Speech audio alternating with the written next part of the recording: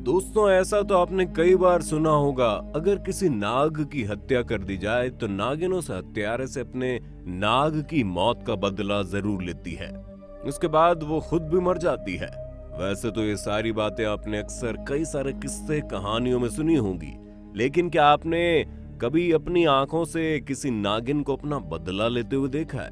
अगर आपका जवाब ना है तो आपको आज का ये वीडियो पूरा देखना पड़ेगा, क्योंकि आज के वीडियो में हम आपको बताने वाले हैं कैसे मध्य प्रदेश के ग्वालियर शहर में एक ट्रक ड्राइवर अपने ट्रक से एक नाग को जान से मार देता है और फिर एक नागिन कैसे अपने नाग के मौत का बदला लेती है। इस हादसे के बारे में पूरा जानने के लिए आपको वीडियो अंत तक जरूर देखना होगा।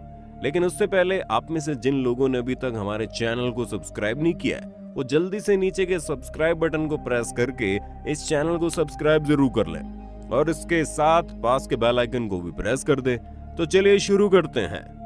दोस्तों, ये कहानी है मध्य प्रदेश के ग्वालियर में रहने वाले दो भाई सुरेश और राम की। सुरेश और राम ग्वालियर शहर के पास एक छोटे से गांव में रहते थे। एक दिन इन दोनों भाइयों को अपने किसी जरूरी काम से पास के एक गांव में जाना था, इसलिए दोनों अपना ट्रक लेकर उस गांव की ओर निकल पड़े।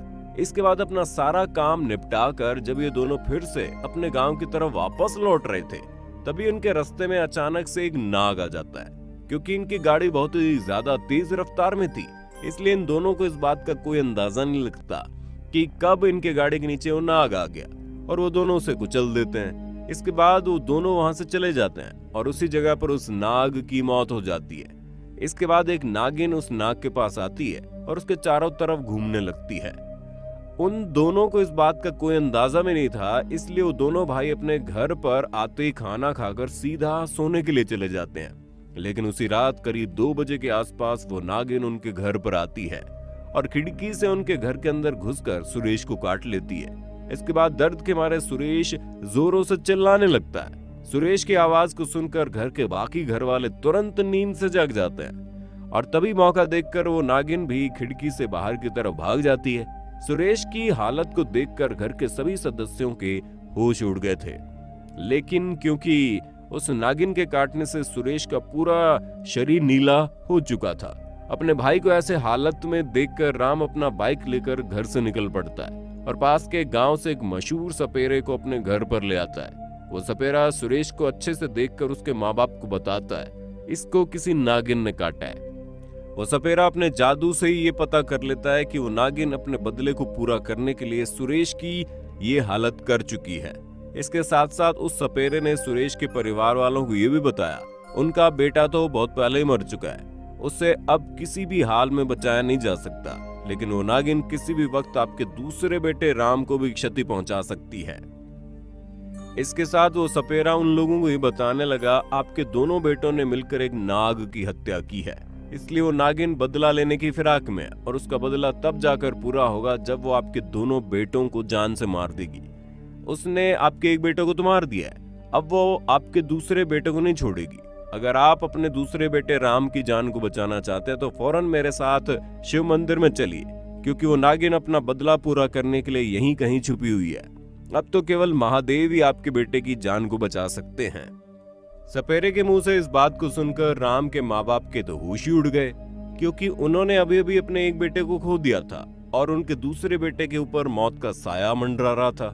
इसलिए उन्होंने बिना वक्त को जाया किए इस सपेरे के आदेशों का पालन किया। इसके बाद वो सपेरा उन सभी को लेकर शिव मंदिर आ पहुंचा था और वहां पर आकर उसने राम से कहा इस महामृत्युंजय मंत्र को कम से कम 108 बार जप करो। इसके बाद वो सपेरा राम के माँ बाप को लेकर उसी मंदिर के ही एक कोने में जाकर छिप गया और राम शिवजी की मूर्ति के सामने बैठकर जोरों से महामृत्युंजय मंत्र जप करने लगा। राम निष्ठा के साथ उस मंत्र को जप करता ही जा रहा था। तभी अचानक वो नागिन उसकी हत्या करने के लिए उस मंदिर में आ पहुंची थी, लेकिन वो नागिन मंदिर की तरफ बढ़ते ही अचानक वहां पर तेज हवाएं बहने लगी और जोरों से बादल भी गरजने लगे।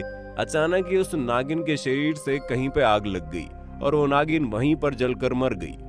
राम के माँ बाप चुपके से ये सब देख रहे थे, लेकिन राम को इस बात का कोई अंदाजा भी नहीं था। इसके बाद जब उसने 108 बार महामृत्युंजय मंत्र का जाप पूरा कर लिया तो तब उसको इस सपेरे ने सारी सच्चाई बताई। सब कुछ जानने के बाद वो बहुत ही ज्यादा हैरान हो गया और उसे इस बात का एहसास हो गया कि कभी भी इतनी तेजी से ड्राइविंग नहीं करनी चाहिए। उसके चलते किसी बेजुबान जानवर की जान चली जा सकती है। दोस्तों, ठीक ऐसे एक और हादसे के बारे में हम आपको अभी बताने जा रहे हैं, जहां पर एक इच्छाधारी नागिन एक 5 साल की बच्ची को बचाने के लिए सबके सामने प्रकट हुई और उसके बाद जो हुआ उसे देखकर सभी गांव वालों का दिल दहल गया। दोस्तों, ये कहानी है इंदर सिंह और उसके परिवार की। इंदर सिंह महादेव का बहुत बड़ा भक्त था। वो हर रोज महादेव की पूजा किया करता था। वैसे तो उसके पास धन दौलत की कोई कमी नहीं थी, लेकिन उसका कोई बच्चा भी नहीं था और सिर्फ यही बात उसे बहुत परेशान करती थी। एक दिन महाशिवरात्रि की रात को इंदर सिंह अपने परिवार के साथ महाकाल मंदिर दर्शन करने के लिए गया था और वहां पर जाकर उसने ये मन्नत मांगी थी, यदि उसका कोई संतान होता है तो वो दोबारा महाकाल मंदिर को दर्शन के लिए जरूर बुलाएगा। और भगवान की महिमा देखिए, इसके सिर्फ 1 साल के अंदर ही इंदर सिंह को एक पुत्र संतान का लाभ हुआ। इंदर सिंह ये बात जानता था कि महाकाल की कृपा से उसे पुत्र संतान लाभ हुआ है, इसलिए वो अपने 5 दिन के बच्चे के साथ ही महाकाल मंदिर दर्शन करने का ठान लेता है। दोस्तों, ये सफर बहुत ज्यादा लंबा था, इसलिए सफर के दौरान इंदर सिंह थोड़ा सा चाय नाश्ता करने के लिए एक ढाबे पर जाकर रुकता है। वो अपनी गाड़ी को हाई रोड के एक साइड में रख कर रोड के उस पार जाकर एक ढाबे पर आ पहुंचता है और इस ढाबे पर जाकर वो अपने परिवार के साथ थोड़ा सा चाय नाश्ता करने लगता है। नाश्ता खत्म करने के बाद इंदर सिंह की बीवी अपने बच्चे को गोद में लेकर रोड के दूसरी तरफ अपनी गाड़ी के पास जा रही थी, लेकिन तभी अचानक एक ट्रक अपना नियंत्रण खो देता है और बड़ी तेजी से उनकी तरफ आने लगता है। ये नजारा देख इंदर सिंह तो ये सोचने लगता है कि शायद आज ही उसकी हंसती खेलती दुनिया उजड़ जाएगी। लेकिन दोस्तों, इसके बाद जो होता है वो नजारा देखकर सिर्फ इंदर सिंह ही नहीं बल्कि वहां पर रहने वाले सभी लोगों के होश उड़ गए। दरअसल उस ट्रक ड्राइवर के अनुसार यहाँ पर कुछ ऐसा हुआ था। उसने कहा, मैं अपने ट्रक को लेकर अपनी मंजिल की ओर जा रहा था, लेकिन कुछ देर चलने के बाद मुझे एहसास हुआ कि मेरे ट्रक का ब्रेक फेल हो चुका है। मैं कुछ भी करके अपने ट्रक को रोकने की कोशिश कर रहा था, तभी अचानक मैंने देखा मेरे ट्रक के सामने नागिन बैठी हुई है, जिसे उस जगह पर उपस्थित सभी लोगों ने देखा। इसके बाद मुझे एहसास हुआ मैंने कुछ भी करके इस ट्रक को रोक लिया है। इस बात का मुझे अंदाजा भी नहीं है कि मैंने उस ट्रक को उस वक्त कैसे रोक लिया, लेकिन मुझे लगता है ये भगवान की कोई महिमा है।